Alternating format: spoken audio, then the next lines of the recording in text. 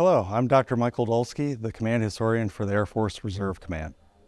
I'm here today to celebrate the major milestone anniversary for the Air Force Reserve Command. Later this week, we'll mark the 75th anniversary. Of course, the reserves draw back to the National Defense Act of 1916. However, the Air Force Reserve wasn't established until April 14th, 1948.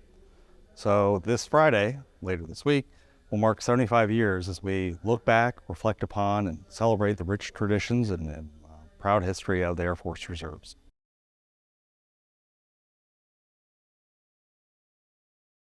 Well, the Air Force Reserve came about when President Harry Truman signed the establishing order, April 14th, 1948. And the intent there was to provide an organized reserve force for the United States Air Force, which had recently come into being just the year prior. But the intent was to have this reservoir of talent, of expertise, skill, and capability to augment the Air Force in moments of national need.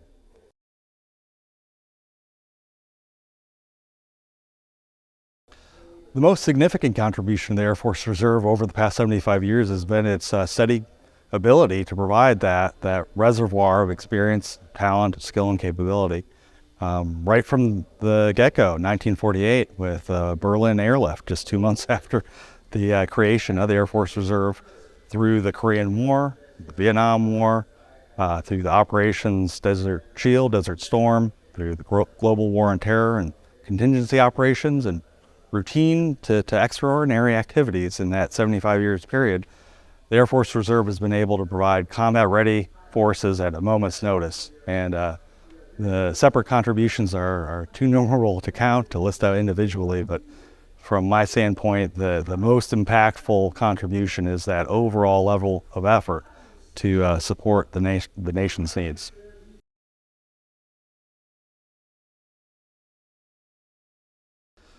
I think the primary difference between the originating concept of the Air Force Reserve and the reserve force that we have today is, as I said, in 1948, the intent was to provide some sort of supplemental force to be on standby when the nation called. And of course, the Reserve Citizen Airmen did that, and did that very well, as demonstrated in Korea, for instance. But today, primarily after the terrorist attacks of September 11th, 2001, and then ensuing global war on terror, the high operational tempo, the demand for the skills, capabilities, and the dedication of the Reserve Citizen Airmen have led to a situation where the reserves are integral to daily activities worldwide.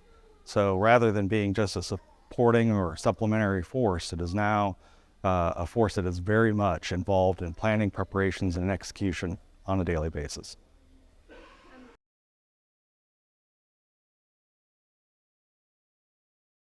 So the Museum of Aviation does a tremendous job capturing so many stories, some of which are, of course, the Air Force Reserve stories. And we're standing in front of this display case that the museum obviously presents for the public because his story overlays with our own. And as a historian, it's fantastic to look in at the actual people that drove some moments of change in our nation's history. Joseph McNeil, as a very young man, was enrolled at North Carolina Agricultural and Technical University. And back in February 1960, he and several classmates decided to take an opportunity to push for some social change. And February 1st of that year, he and his 3 classmates walked into a local Woolworths and sat down at a lunch counter and refused to leave until they'd be served. And this was like one of those catalyzing moments in history that the idea had come into its own, and the efforts of these 4 brave young men took off and drove like wildfire, spread like wildfire throughout the country. And rather quickly, other folks picked up this idea on pushing change through sit-in protests. And the story usually ends there. This moment led to all these follow-on efforts, and it's great moment in civil rights history. But for Joseph, of course, the story continues on, and that's the other exciting part of being a historian, is looking at these people and the continuing contributions. For Joseph McNeil, he was also enrolled in the ROTC program. And so when he graduated in 1963, he was commissioned as second lieutenant into the Air Force, served for 6 years in the active duty forces, and in 1969 began a 32-year career with the Air Force Reserves.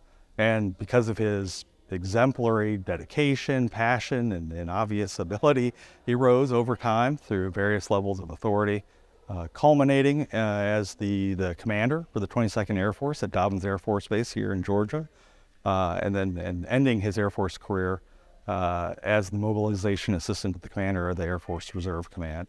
And what I think is particularly compelling about this story is Joseph, when interviewed later, said that he was often asked while growing up, why not us? It was kind of a call to action.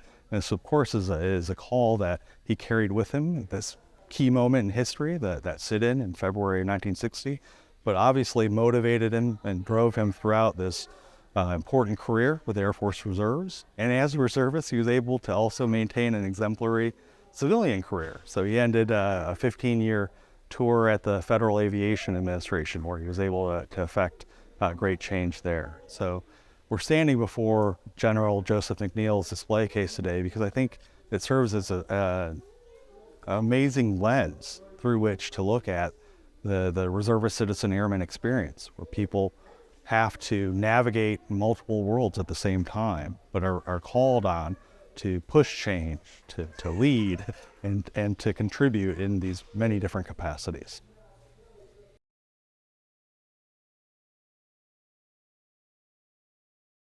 Well, as a new command historian, for me it's been an interesting process of the past couple of months, just getting up to speed with the storied history of the Citizen Reserve Airmen that came before me. And I'll say over the past 75 years, looking at all those contributions, through all those conflicts, through all the contingency activities, and then, as I said, just the daily effort of trying to excel, to prepare, to be ready at a moment's notice, to constantly innovate and push change and strive for a better society and a better world.